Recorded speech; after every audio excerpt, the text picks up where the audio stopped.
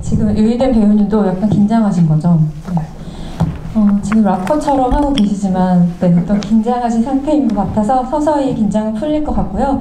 백현진 배우님은 인스타그램을 제가 보니까 이 영화를 유독 응원하고 좋아하신다라고 쓰셨던데 어떤 마음이신지요? 예, 진심인 마음입니다. 왜 그런지 좀 들어볼 수 있을까요? 남궁성 감독의 최악의 친구들이라고요. 아시는 분들이 있으실 텐데 그 단편 영화를 이제 오래전에 봤었는데 오늘 얘기를 들어보니까 그게 2009년이네요.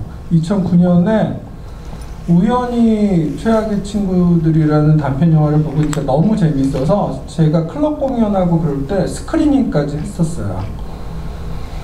그러고 뭐 영화 틀어놓고 공연하고 뭐 그런 식으로 그 정도로 약간 재밌게 봤었는데 시간이 흘러서 2018년? 그때 하여튼 연락이 와서 이제 장편 영화 찍는다 그래서 남궁성 감독 영화면 그냥 일단은 참여를 하겠다. 일단은 무슨 마음이었냐면 남궁성 감독이 장편으로 무슨 영화를 찍을지가 너무 궁금했어요. 사실은 그 호기심을 그냥 같이 일을 하면서 그 호기심을 충족을 좀 해보자 그런 마음도 있었고 촬영은 뭐 무리 없이 즐거웠었고요. 과정은 예, 그랬습니다. 완성본을 봤을 때는 예. 예상하셨던 영화가 나왔어요. 좀 의외였어요? 시나리오 봤을 때보다 저는 재미있었어요. 예, 시나리오도 네. 재밌게 봤는데 제가 사실 시나리오를 되게 느리게 봐요. 그래서 보통 이제 시나리오를 받으면 며칠에 걸려서 보통 보는데 남궁성 감독이 기억할 텐데 제가 하루 만에 보고 그냥 연락했어요. 그러니까 저란 사람 문맥에서 되게 이례적으로 빨리 본 시나리오예요. 사실은 전 제가 쓴 글들만 좀 빨리 읽고 남들이 쓴 거 네. 되게 천천히 읽는데 네. 칭찬인 걸로 알겠습니다. 본인이 쓴 글을 빨리 읽는다는 거는 그만큼 재밌다는 뜻인 거죠? 네. 이제 제가 썼으니까 다음 얘기가 뭔지 아니까 네. 물리적인 속도가 붙는 것 같아요. 사실 남궁성 감독님 시나리오집은 저도 읽어봤는데 굉장히 재미있고 속도감 있죠. 그러니까 그 자체를 되게 맛있게 잘 쓰시는 것 같아요, 감독님. 감사합니다. 그리고 2009년에 보셨다고 한 최악의 친구들이라는 작품에서는 그 주인공이 김수현 배우님. 주인공은 아니고 주인공의 친구. 러브 인터레스트라고 할 수 네. 있었겠네요. 네네. 그 작품 아마 많은 분들이 보셨을 것 같은데 아까 너무 그 작품을 보고 너무 좋아서 클럽 공연에서 틀었다고 하셨는데요. 사실 이거는 제가 그냥 여담이지만 남궁성 감독님의 단편 시절에 그 수상 경력이라던가 이런 것들이 굉장히 화려하고 어떤 한 학교에서는 1학년 때 학교에 들어오면 남궁성 감독님의 단편으로 수업을 한다고 하더라고요. 금시초문이세요? 잘 몰랐는데 네. 뒤늦게 알게 돼서 좀 깜짝깜짝 놀라는 이야기들이 있는 것 같아요. 아직은 아니라 저작권이 없어서 쓰는 거일 그렇죠. 수도 있겠죠. 그렇겠죠. 네. 그만큼 단편 시절에 화려한 수상이나 경력이 있었고 많은 분들이 남궁성 감독님의 장편을 기다려왔어요. 거기에 대해서는 딱히 뭐 부담을 느끼시거나 의식이 된다던가 그런 적은 없으셨어요? 질문이 이상하네요. 항상 부담스럽습니다. 항상 많이 부담스러웠고요. 그렇지만 뭐 그럴 시간이 있나요? 부담스러워할 시간이 없지요. 계속 할 일이 많다 보니까 그래서 작업을 계속 하느라고. 부담스러운 것도 사치다. 네, 이렇게 받아들이겠습니다. 지금 포털 사이트에 제가 10개월의 미래를 검색을 해봤거든요. 그러면 연관 검색어로 뭐가 나오는지 혹시 맞춰보실 수 있으실 것 같아요? 10개월의 미래 결말? 맞아요. 너무 쳐보셨죠, 감독님? 아니요, 제가 쳐봤습니다. 역시 감독님 쳐보셔서 아는데 저는 조금 흥미로웠거든요. 많은 분들이 이 이야기의 시놉시스를 보고 궁금해하는 게 결말이구나. 사람들은 미래가 아이를 낳을지 안 낳을지가 그 선택이 굉장히 궁금하구나. 그런데 여러분들은 영화를 보셨으니까 아시겠지만 이 영화는 사실 선택하기까지의 과정이 핵심인 영화이잖아요. 근데 감독님이 이 영화를 처음 구상하실 때 이런 식으로 이 과정의 묘미를 살리면서 쓰셨는지 그것도 궁금했어요. 네, 우선은 사실 제목에 스포일러가 들어있는데 궁금해하셔서 재밌고요. 처음부터 어쨌든 결말은 이런 결말로 저는 생각을 했습니다. 그런데 이제 그걸 선택이라고 부를 수 있을지는 여전히 저는 잘 모르겠어요. 그러니까 이 여정을 따라가다 보면 어느 순간에 이 선택을 했다라는 그 이정표가 사실 명확하게 보이지는 않거든요. 그래서 선택이라고 부를 수 있을지는 모르겠네요. 근데 그 결말에 다다르는 그 여정 자체를 좀 담아보고 싶어서 만든 영화입니다, 사실은. 이 영화가 뉴욕 아시안 영화제에서 특별 언급이 되었잖아요. 여러분들도 아실 것 같은데, 근데 그때 그 평을 제가 찾아보니까 임신한 여성의 경력 단절, 임신 중지, 가부장제 같은 한국 사회의 무거운 이슈를 다루고 있지만 설교적이지 않다라는 문구가 저는 가장 인상적이었는데요. 사실은 이러한 이 영화의 태도가 이 영화의 저는 개성이자 고유의 매력으로 다가갈 것 같아요. 여러분들에게도. 그래서 감독님의 의도대로 그것이 전달된 것 같은지 좀 궁금하네요. 그건 이제 관객분들이 어떻게 보셨는지에 따라서 제가 알 수는 없잖아요. 어떻게 전달됐는지는. 그런데 그렇게 보시고 계신 것 같아서 저는 좀 마음이 놓이는 면이 있어요. 그러니까 뭐 설교적이다라는 표현은 되게 강한 표현인 것 같은데요. 이 이슈 자체가 어쨌든 출산이나 임신이나 모성을 둘러싼 이슈가 제가 느끼기에는 굉장히 운신의 폭이 좁다라는 느낌을 받았어요. 그러니까 어떤 의견들이 되게 흑과 백으로 나뉘어 있고 또 되게 첨예하게 대립되는 어떤 의견들이 있기 때문에 그 사이에서 사실은 경험 그 자체에 집중하지 못하는 면이 있는 주제라고 생각을 했거든요. 그래서 되도록이면 이제 인물들이 어떤 선택을, 그러니까 선택이라는 표현을 쓰는 걸 제가 좋아하지 않는 이유가 인물들이 어떤 선택을 했다 혹은 어떤 것을 골랐다 그 다음에 그 선택 자체에 대한 비난이나 이런 것들이 어느 쪽으로 가도 발생하는 문제라고 생각을 했거든요. 그래서 그런 가치 판단이 아니라 정말 그냥 이런 사회적 조건 안에서 이 경험들을 살아가는 인물들의 어떤 여정을 함께 했으면 좋겠다라는 마음으로 만든 영화인데 그렇게 보시는 것 같아서 좀 마음이 놓이긴 해요. 근데 물어볼 수가 없어서 참 아쉽네요. 네, 여러분들이 아마 인스타그램이나 SNS를 통해서 후기를 많이 남겨주시면 감독님이 다 찾아가서 보실 것 같아요. 방금 그 소재 측면에서 운신의 폭이 좀 좁다라는 말씀을 하셨는데 개봉을 하는 과정에서 마케팅의 방향이나 뭐 포스터라던가 제목도 중간에 한번 영화제 제목하고 바뀌었잖아요. 이런 방향을 회의하거나 논의할 때도 그런 것들을 느끼지 않으셨을까라는 생각도 드는데 좀 듣고 싶어요. 일단 제목은 저희는 이제 처음부터 약간 전 아쉬움이 있었기 때문에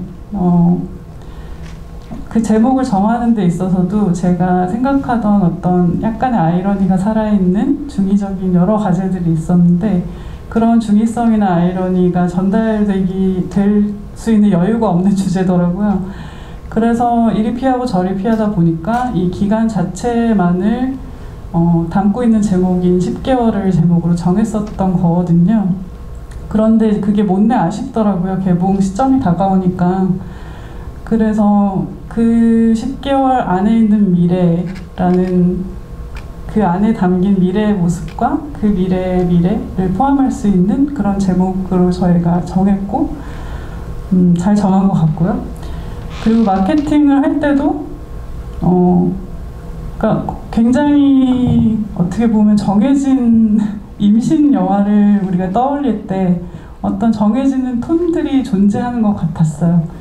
이렇게 배가 불러서 굉장히 경쾌발랄한 모습을 하고 있는 그런 여성이라든지 로맨틱 코미디처럼 포장되어 있는 혹은 굉장히 진지하고 어두운 어떤 여성물 이런 식의 어떤 갈림길들밖에 보이지 않는 것 같아서 고민을 많이 한 것 같고 저희 팀에서 고민을 또 많이 했고 그런 점에서 이제 그 임산부로서의 어떤 미래의 모습이 아니라 지금 현재를 살아가는 29세 여성이 당면하게 되는 변수라는 포인트를 잡아서 저희가 정리를 했거든요. 근데 그 과정에서도 어쨌든 되게 이제 길들이 되게 좁다는 생각을 하긴 했어요. 어떤 이미지로 가도 그 이미지에 한정되는 어떤 개념이 따라붙는다. 약간 그런 생각을 했습니다. 여러분들한테는 이 영화의 포스터나 제목이나 이런 것들이 어떻게 다가갔을지 좀 궁금하기도 하네요. 이 영화에는 다양한 매력적인 캐릭터들이 등장을 하는데요. 저는 미래의 아빠 캐릭터도 굉장히 좋아해요.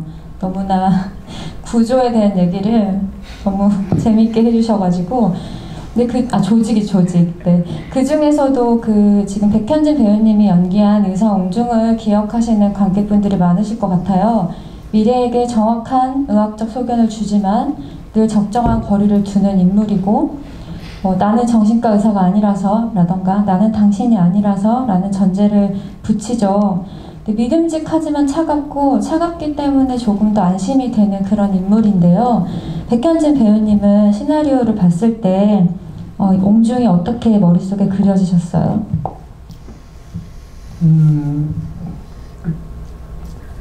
일단 의사구나, 산부인과 의사구나라고 그려졌었고요.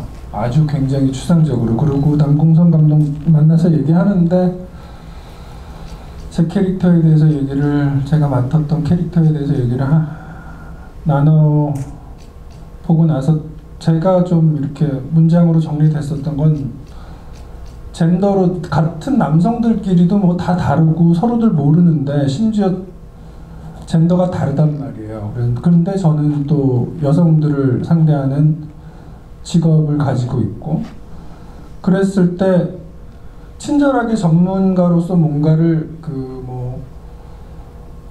기술적인 어떤 이야기들 혹은 좀 다른 어떤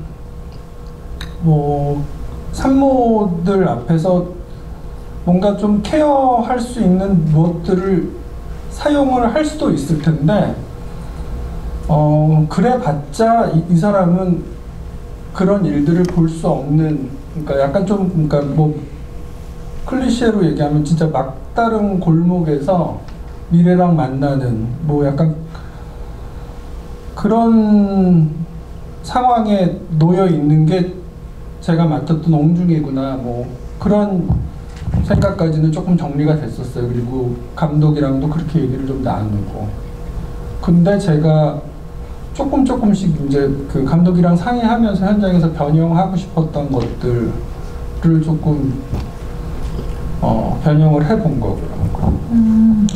그 시나리오에서의 옹중과 백현진 배우님이 연기하고 나서의 옹중이 좀 변한 지점이 있나요, 감독님? 그렇게 크게 변하진 않았는데요. 지금 말씀하신 것처럼 그 의사 캐릭터를 남성으로 설정하면 생기는 아이러니가 좀 있다고 생각했어요. 약간 미래라는 인물이 철저히 혼자가 되는 순간이 생기잖아요. 근데 이제 이 캐릭터 입장에서 보면은 정말 수많은 산모들을 봐왔고 직업적으로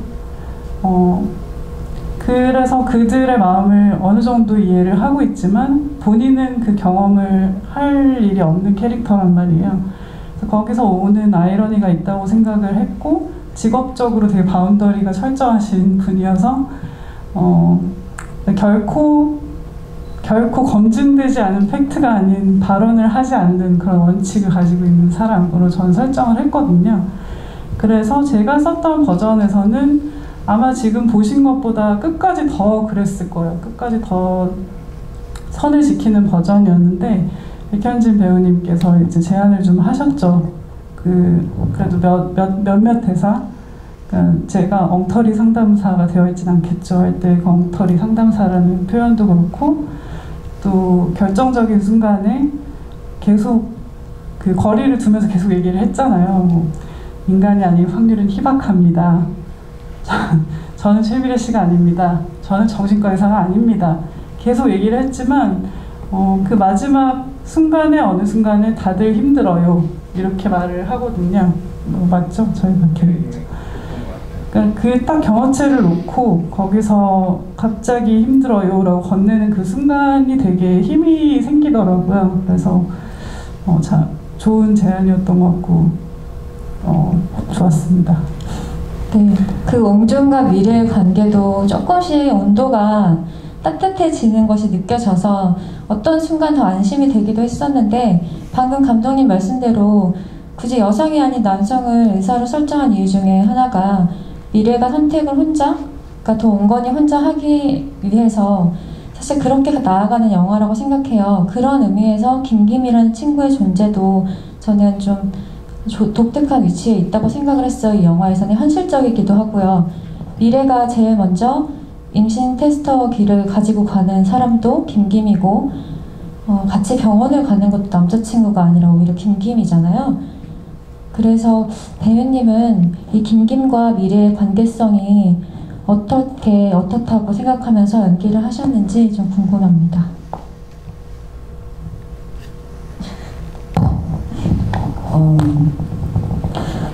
미래랑 김김의 관계성을 한마디로 얘기하면 진짜 친한 친구? 그러니까 옹준과는 어떤 거리감이 있겠지만 미래가 유일하게 그나마 자기 고민들이나 이런 것들에 대해서 피드백을 조금이나마 주는 친구라고 생각을 했어요. 그러니까 그런 얘기들을 편하게 할 수 있는 같은 성별을 가진 친구고, 그렇다고 해서 뭐 감정적인 그런 친구도 아니고 좀 굉장히 현실적이고, 왜냐하면 그 구도시라는 술집을 운영하고 있는 29세 사장님으로 나오기 때문에, 게다가 또 미래한테 닥친 그런 사건들이나 그런 벌어지는 일들에 대해서 굉장히 현실적으로 바라보잖아요. 뭐 윤호한테 얘기를 해야지라던가 이런 것들이 정말 그냥 내 친구가 정말 원치 않은 혹은 계획되지 않은 임신을 하고 와서 나한테 임신했어 하면서 임신 테스터기를 이렇게 15개, 25개를 보여준다면 나는 과연 무슨 반응을 할까라는, 계속 저한테서 출발을 했던 것 같아요. 계속 그러다 보니 좀 저와 가까운 김김이 되었고, 네, 그런 것 같습니다. 사실은 미래가 영화 속에서 계속 여기저기 떠밀려 다니는 듯한 인상을 남기잖아요. 그런데 가장 편안해 보이는 순간 두 발을 뻗고 막 누워있다던가 이런 것들은 다 사실 김김 앞에서였거든요. 그래서 그들의 관계가 굉장히 편안해 보이면서도 또 현실적인 질문을 던지기도 하고, 하지만 어디까지나 입장이 다르기 때문에 아무리 가까운 친구여도 김김은 알 수 없는 세계란 말이죠. 그 괴리를 미래가 느꼈을 때 또 찾아오는 외로움이나 고독, 그리고 결국은 혼자 선택해야 되는 것, 선택이라는 표현 좋아하지 않는다고 하셨지만 혼자 생각해내야 되는 그 순간을 보여주고 있다고 느껴져서 그 관계들이 저는 현실적이라는 생각을 받았던 것 같아요, 감독님. 네, 그게 이제 다른 사람들과의 차이죠. 김김이라는 친구는 가족이나 연인만큼 가깝지도 않고 산부인과 선생님만큼 이런 일에 전문성은 없지만, 이 사람 앞에서는 같이 판단을 받지 않을 거라는 믿음이 있잖아요. 그런 게 친구인 거잖아요. 어떤 이상한 이기적인 말을 해도 일단은 거기에 대해서는 받아줄 거라는 믿음을 지닌 존재이고, 또 김김은 이미 알고 있었겠죠. 미래의 성격을 봤을 때 이게 끝이 어떻게 될지 약간 알고 있었을 것 같다는 저는 생각을 해요. 그래서 마지막에 그 산을 내려오면서 내가 이럴 줄 알았어 이런 말을 하거든요. 그래서 되게 어떻게 보면 결국은 함께 남는 자가 친구가 되는구나 이 이야기에서 그런 생각이 드네요. 지금 얘기하다 보니까. 감독님의 영화를 보면 전작들도 단편들 보면 친구 관계가 유독 중요한 키워드처럼 등장을 하는데 방금 감독님의 입에서 감독님이 생각하는 친구 관계 정의가 한번 나온 것 같아요. 내가 어떤 얘기를 하든 나 있는 그대로 그냥 받아들여주고 판단 분별하지 않는 대상 이런 사이를 친구로 생각하시는 것 같아요. 근데 유이든 배우님을 제가 오늘 보고 깜짝 놀란 것은 전 처음 뵀거든요. 근데 굉장히 큰 사람인 줄 알았어요. 영화에서 보고. 그게 그만큼 그걸 표현해냈기 때문이라고 생각하거든요. 약간 품이 넓고 좀 꼿꼿하고 단단한 사람, 그리고 친구를 걱정할 줄 아는 사람, 사실 귀찮을 수도 있는 부분에서도 늘 곁을 내어주고 시간을 써주는 사람, 이런 인상을 받았기 때문에 저가 크게 느꼈던 것 같아요. 근데 감독님은 김김 역할에 유이든이다라고 생각하게 되신 그 이유가 있나요? 계기나? 저는 그냥 유이든 씨를 보고 그냥 제 영화에 저 사람이 있었으면 좋겠다라고 생각을 했었어요. 김김 역할이 있었으니까 그래 그러면은 유이든이 이 사람을 하면 되겠다라고 생각을 해서 되게 단순한 사고의 흐름이었습니다. 저도 그래서 아까 대기실에서 여쭤봤던 것이 이 작품 이전에 두 분이 제가 알기로는 같이 한 필모가 없거든요.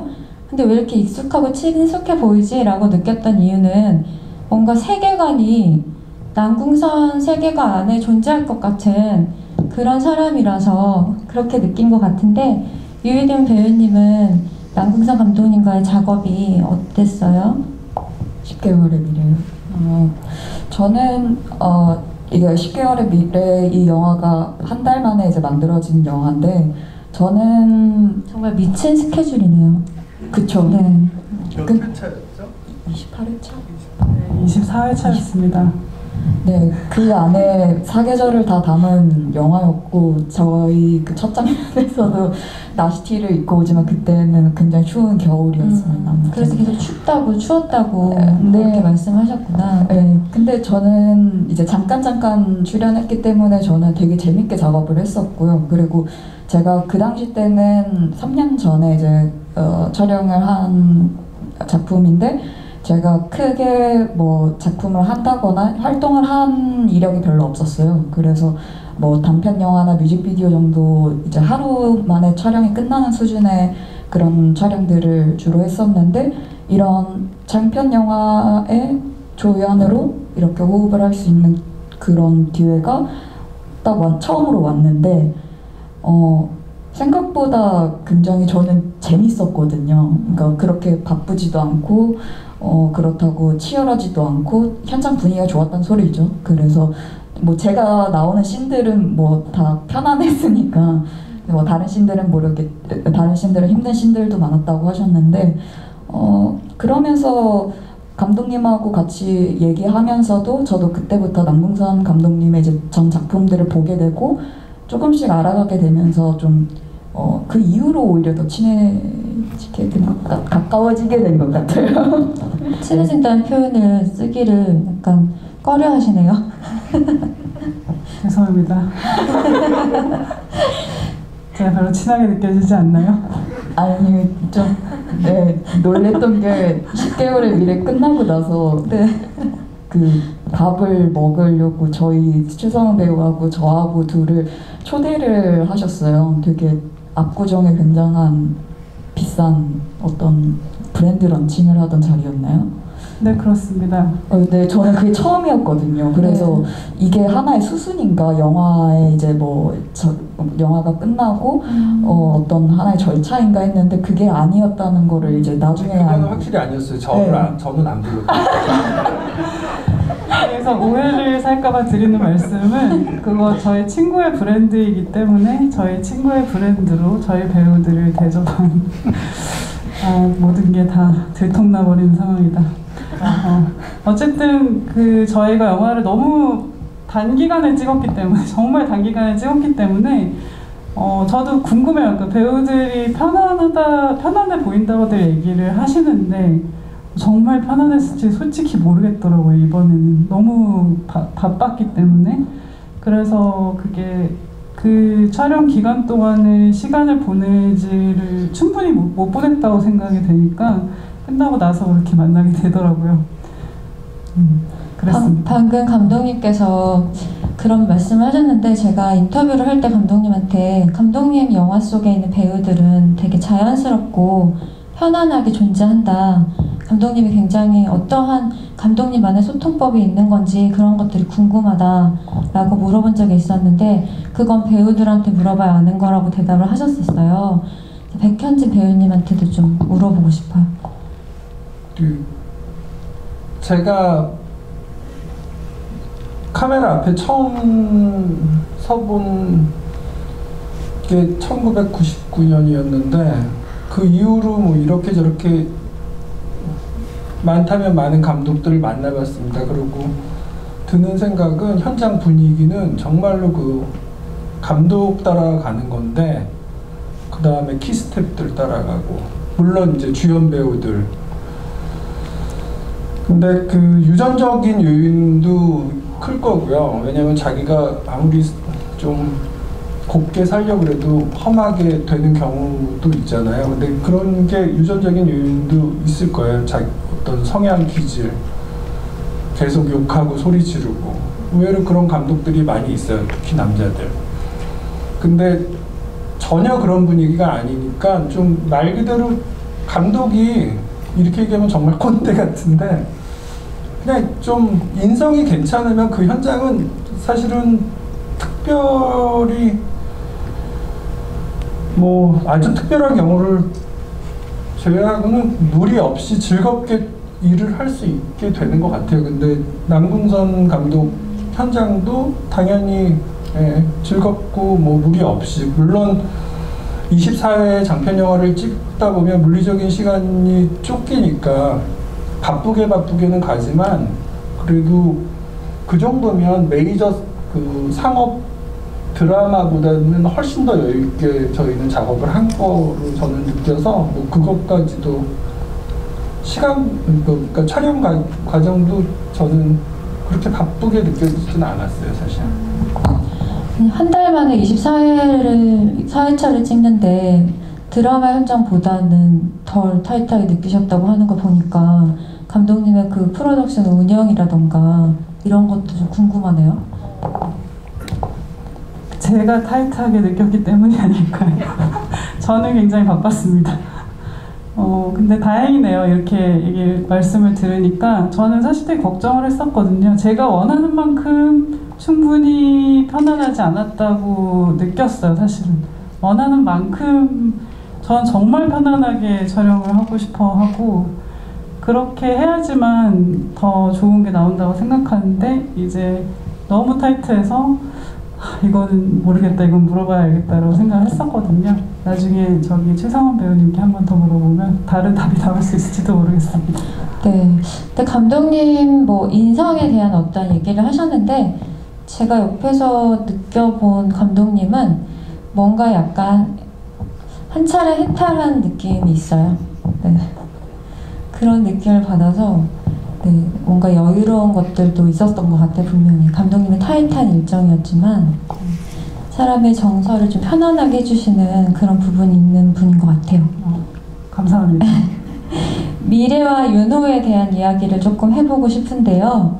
이게 두 사람은 좀 진취적인 젊은이였어요. 영화 초반에만 해도 세상을 바꿀 수 있다고 믿었고 나름 유능한 청년 세대입니다. 그런데 예상하지 못했던 문제를 만났고 또 인생 계획이 꼬이니까 스텝이 어그러지니까 막 턱없이 무너지는 과정이 있어요. 그래서 당장의 문제를 해결할 노하우도 없고 경제적인 기반도 없기 때문에 부모 세대 질서로 들어가려고도 하고 하지만 미래는 거기서 9년이 저는 탈출했다고 생각하고요. 그 두 사람의 행보가 뭐 윤호는 때론 도망치려고도 하지만 저는 일견 다 이해는 되더라고요. 그래서 이 두 사람의 어떤 행동이라던가 두 사람의 이런 소동 그런 것들을 두 배우분은 어떻게 바라보셨는지, 어떤 인상을 받으셨는지 좀 궁금했어요. 유희된 배우님부터 들어볼까요? 제가 한국 나이로 30이고 만 나이로 이제 28에서 29 되는 딱 정말 이 영화에서 미래의 딱 시대의 사람이라고 할 수가 있을 것 같은데 지금 현재 20대 후반의 사람들 변해가고 있는 지금 시대 흐름에 맞는 물론 이 시나리오가 전 놀랐어요. 2015년에 초고를 만드셨고 그리고 또 이 영화가 어쨌든 만들어진 게 3년 전이고 근데 지금하고 별 달라진 것이 없이 정말 마치 예언이라도 하듯이 그렇게 흘러가고 있다는 것. 그런데 이제 뭐 한 가지 변화한 점은 있죠. 낙태죄가 폐지가 됐다라던가 그런 부분들이 있긴 하지만 그런 문제들의 사회 문제들에서 당면했을 때 정말 그 마지막으로 20살의 마지막으로 할 수 있는 발악 이런 것들 뭔가 어른이 되어가는 진짜 어른이 되어가는 그 마지막 페이지라고 생각을 해요. 29세까지는 소년이지 않을까. 네, 그렇게 바라봤던 것 같아요. 그래서 그들의 어떤 혼란함이나 소동 같은 것들이 좀 같은 세대를 보는 그런 애틋함이나 애정 같은 것들도 느끼셨을 것 같아요. 애정도 느껴지지만 되게 왜 저러지? 이런 생각이 가장 컸죠. 사실은 유희된 배우님도 이제 개인적으로 제가 조금 디깅을 해봤는데 이름이 본명이 아니시잖아요. 본인이 스스로 지은 이름이고 그것을 20살 때 아버지에게 선언하고 개명하신 거잖아요. 그래서 또 굉장히 남다른 이름을 자기가 스스로한테 붙여준다는 것은 저는 엄청난 행위라고 생각을 하거든요. 그래서 그런 주체적인 삶을 선택하셨던 유희된 배우님이 이 두 사람을 어떻게 봤을까가 좀 궁금했었어요.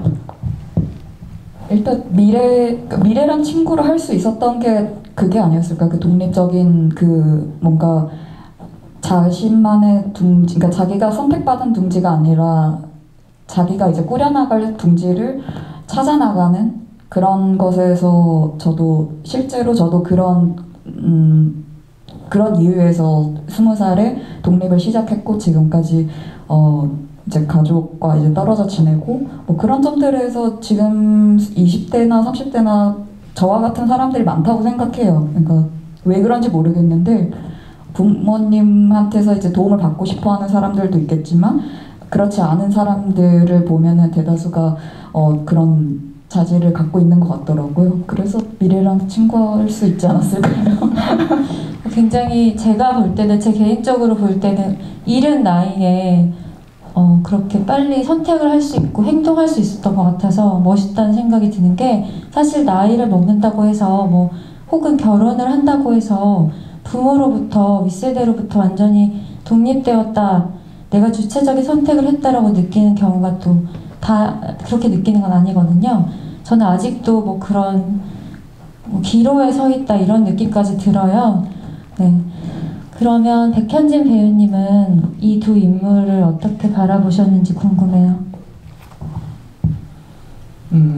사실 제가 결혼도 안 해보고 이런 뭐 임신 이런 사건에 이렇게 직면한 적이 단 한 번도 없어서 정말 사실 가늠할 수가 없어요 저는. 그리고 뭐 애가 낳은 사람들 볼 때도 저거는 내가 알 수 없는 세계겠구나 부모가 된다는 거. 그리고 마찬가지로 이 친구들도 이제 어쨌든 다음 세대가 이제 나오기 10개월 전인 거지. 10개월부터 이렇게 계속 타임라인이 이제 흘러가는 거잖아요. 사실은 저는 알 수는 없는 것 같은데 그냥 그런 생각은 들어요. 오래 전이긴 하지만 저는 미래 나이 때 저 커플들 나이 때 정말 엉망진창이었던 것 같거든요. 근데 되게들 성숙하다 그런 생각이 들었어요. 대견하다. 아니 대견하다는 거는 좀 건방진말인 것 같고 굉장히들 성숙하게 일들을 보내. 그리고 하여튼 그 커플들을 그릴 때 제가 계몽적인 거를 되게 싫어하기도 하고 안 믿는데 영화 속에서 그 커플들 관계들이 이렇게 기록되고 그러니까 보여질 때 그런 계몽적인 어떤 요소들 같은 게 없어서 사실 되게 좋았습니다. 백현진 배우님 말씀처럼 저도 보면서 저 20대 후반 때는 정말 엄청나게 엉망진창이고 한심했는데 남다르다라는 생각을 했지만 또 감독님 입장에서 보면 본인이 나이가 거의 30대 중반, 후반 이 사이에 20대 이야기를 쓰잖아요. 거기에서 느껴지는 자기 검열이랄지 어떤 거리두기랄지 이런 것도 고민이 있었을 것 같은데요. 이 영화에서는 검열할 게 너무 많았기 때문에 그것까지 검열할 그 나이 같은 것까지 생각할 여지는 좀 없었던 것 같고요. 검열이라는 표현 좋지는 않은데 생각보다 제가 선을 타기 어려운 주제를 골랐다는 걸 뒤늦게 알았어요. 아, 세상이 이 정도로 이 문제에 대해서 열려있지가 않구나라는 걸 뒤늦게 깨달아서 골머리는 그쪽에서 많이 알았고 그렇기 때문에 더 어린 인물들로 설정을 하게 된 것 같아요. 물론 29이 어린 건 아니지만 조금 더 성숙한 인물군 혹은 좀 같은 나이라도 성숙해 보이는 인물들로 설정을 할 수도 있었는데 그렇게 되면 성인물이 되겠더라고요. 근데 그거는 맞지 않다라고 생각을 했습니다. 왜냐면은 저는 이 윤호랑 미래가 성숙하다는 표현을 처음 들어보는 것 같은데요, 오늘. 굉장히 미숙한 인물들이어야지만 되겠더라고요. 왜냐면 성숙한 인물의 이야기는 제가 보면은 답답해서 저는 잘 못 봐요. 그리고 무결한 사람들, 이런 사람들, 특히 이렇게 문제를 많이 당하는 사람들이 무결하면은 저는 이상하게 그게 이입이 잘 안 되더라고요.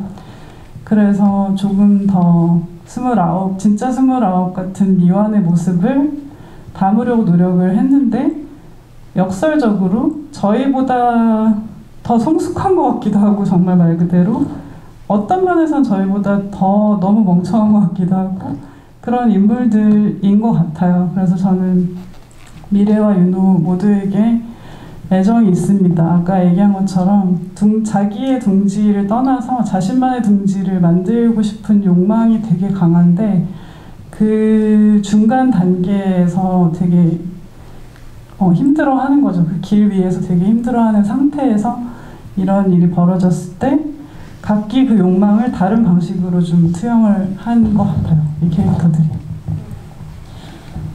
방금 얘기를 듣다 보니까 사실 백현진 배우님도 이런 경험이 없어서 개인적 경험이 없어서라고 말씀하셨는데 개인적 경험이 없거나 혹은 있어도 있는 대로 편견이 있을 수 있잖아요.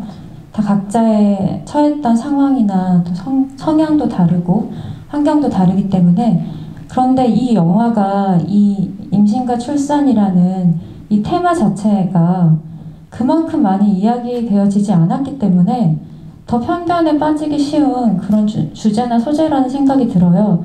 아마 감독님은 이 이야기로 이런 이야기를 쓰셨고 영화까지 만들어서 개봉을 해보셨기 때문에 몸소 느끼실 것 같은데 굉장히 터부가 되는 그런 소재인 것 같아요.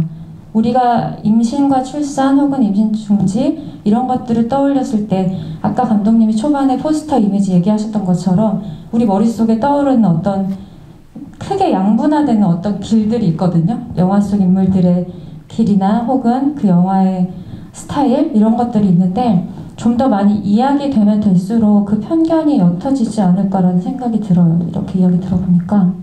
그랬으면 좋겠어요. 왜냐면 이 영화를 보시고도 각양각색의 반응을 하실 걸 저는 알거든요.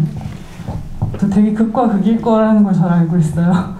그래서 그게 너무 재밌기도 하고 그럼으로 인해서 더 대화가 됐으면 좋겠다는 생각이 들더라고요. 어떤 분들은 미래가 왜 아이를 낳는 선택을 했는지 너무 의아하다고 얘기를 하는데 어떤 분들은 그래도 다행히 미래가 모성이라는 것을 갖게 되어서 정말 가슴을 쓸어내리면서 봤다 이렇게 얘기를 하거든요.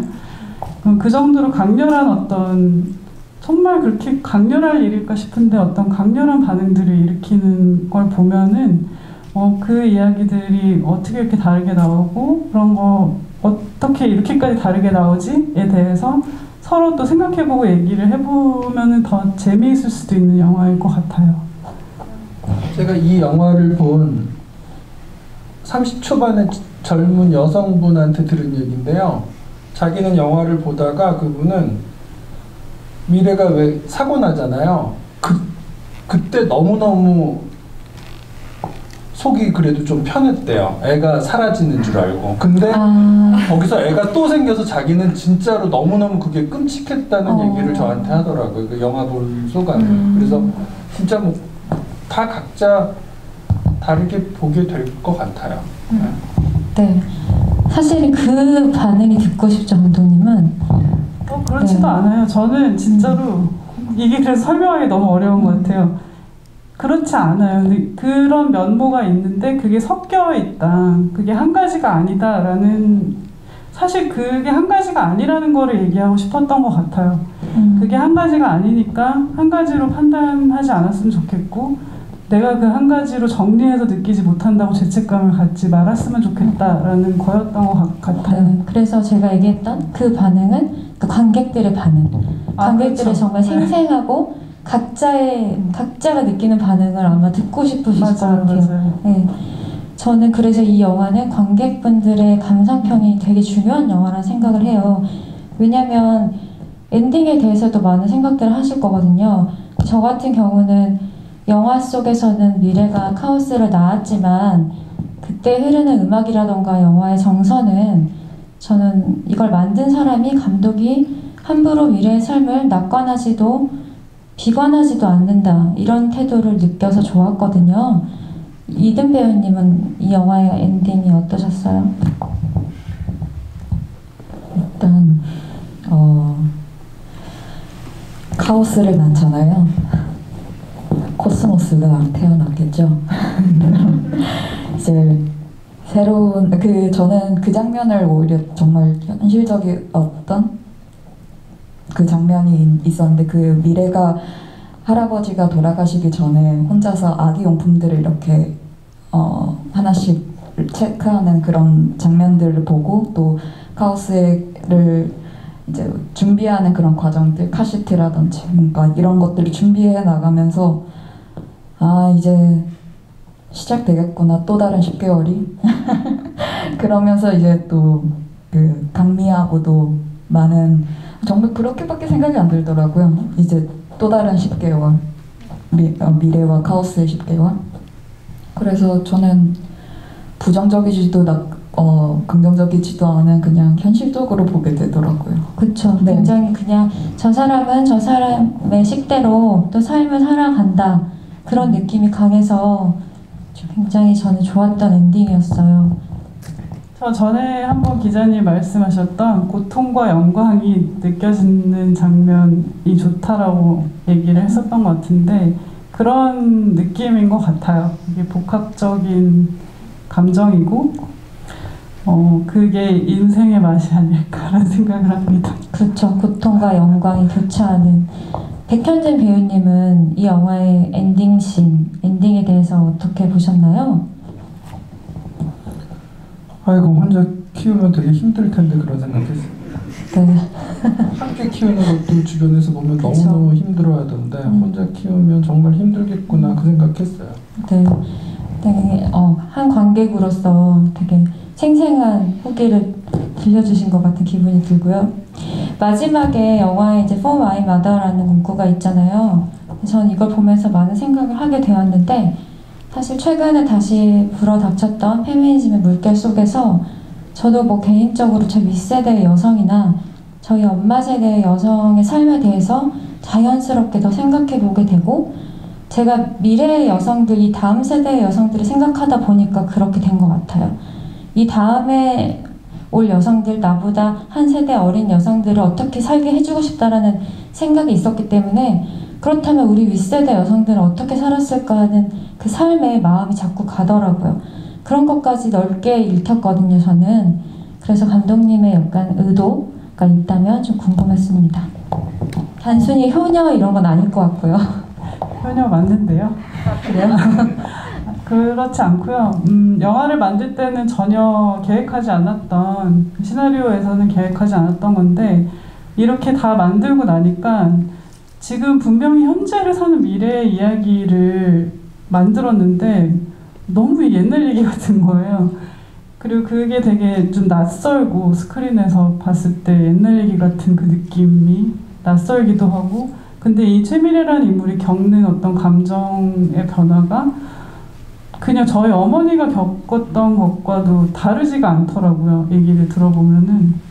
그러니까 저희 어머니도 젊었을 때, 어렸을 때 임신을 했을 것이고, 그때 본인이 생각하시기에는 세상이 많이 바뀌어서 70년에, 80년에 이미 세상이 많이 바뀌었고, 뭐 여러 가지 그때 당시 지금처럼 어떤 헌법 소원으로 인해서 사라진 것들도 있었고, 그러니까 부당한 어떤 관행들이 많이 사라졌고, 그래서 이런 새로운 시대에 자신은 다른 삶을 살 거라고 생각을 했대요. 그래서 저를 낳으시면서 이제 일을 잠깐 쉬시는데 당연히 돌아갈 수 있을 거라고 생각을 했다고 말씀을 하시면서 내가 순진했지 이렇게 말씀을 하시더라고요. 근데 딱 그 감정이 너무 최미래 같은 거예요.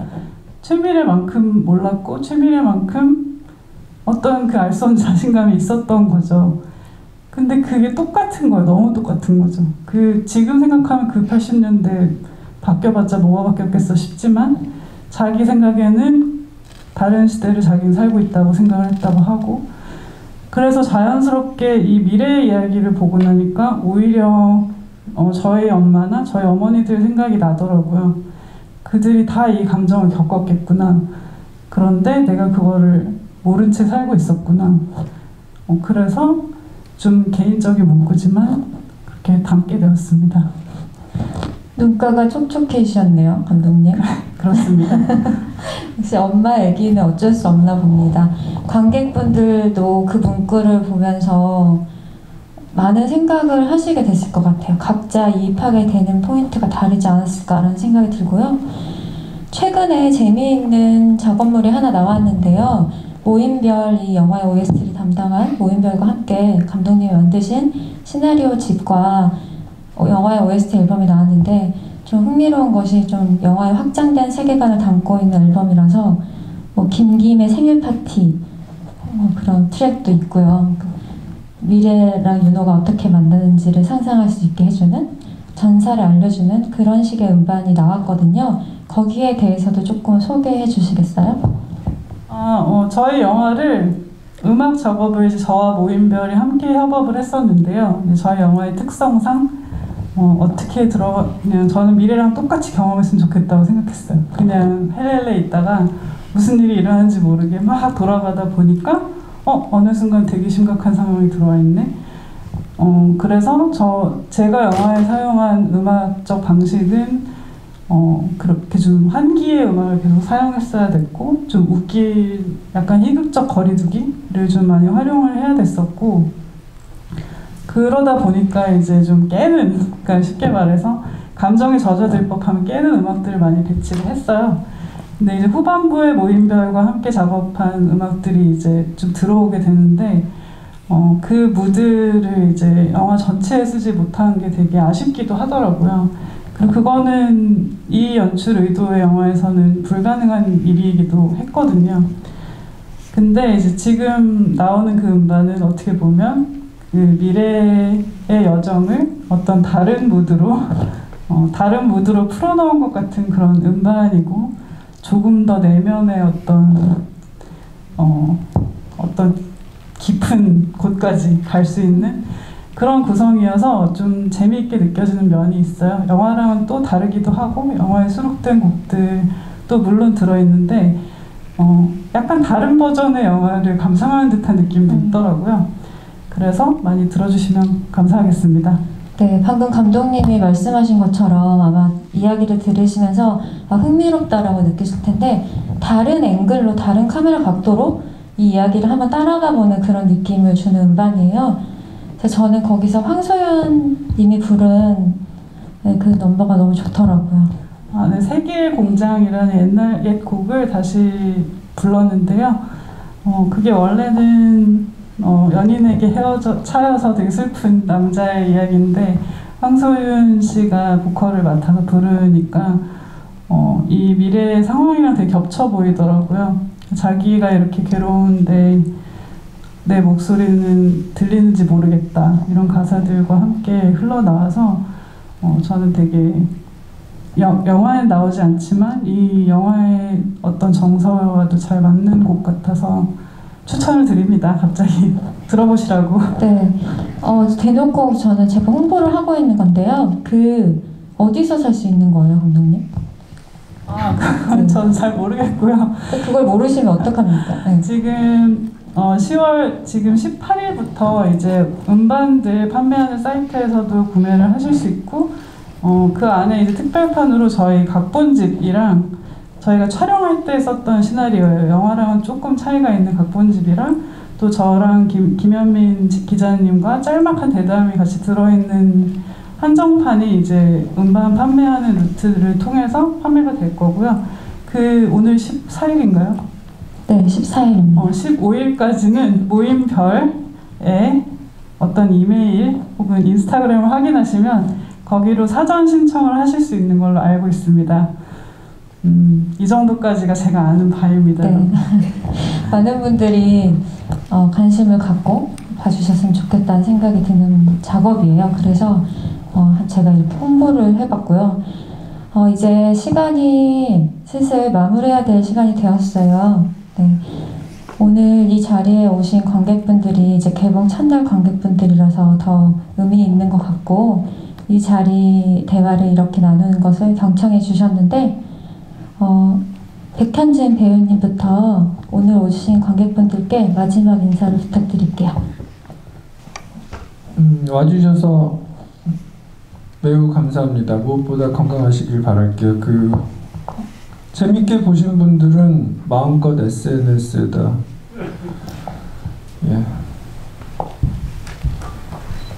글을 남겨주시길 바랍니다.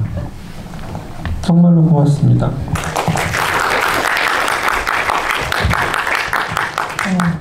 이런 시간을 가질 줄은 몰랐는데 어쨌든 오늘 개봉날에 이렇게 와주셔서 너무 감사드리고요. 이런 첫 개봉날에 이렇게 GV 아닌 GV를 할 수 있게 돼서 너무 좋고 재밌게 즐기셨다면은 주위에 많은 홍보 부탁드리고 좋은 작품으로 앞으로도 찾아뵙겠습니다. 감사합니다. 이렇게 코로나 때문에 어려운 시기에 극장까지 찾아주셔서 정말 너무 감사드리고요. 저희 짧은 이야기지만 재밌게 들어주셨으면 좋겠습니다. 저희 3인조 펑크밴드 10개월의 미래입니다. 네, 감독님께서 시나리오를 2015년에 처음 써서 2018년? 네, 이제 촬영을 할 때만 해도 팬데믹 시대가 오리라고는 예상조차 하지 못하셨을 거예요. 그렇게 다 예측 불허의 삶을 살고 있는 것 같고 그런 모습이 우리의 삶의 그런 모습이 또 이 영화에 고스란히 담겨있는 것 같습니다. 오늘 와주신 분들 감사하고요. 영화가 좋으셨다면 영화가 더 많은 관객과 만날 수 있도록 홍보도 많이 부탁드릴게요. 감사합니다. 감사합니다.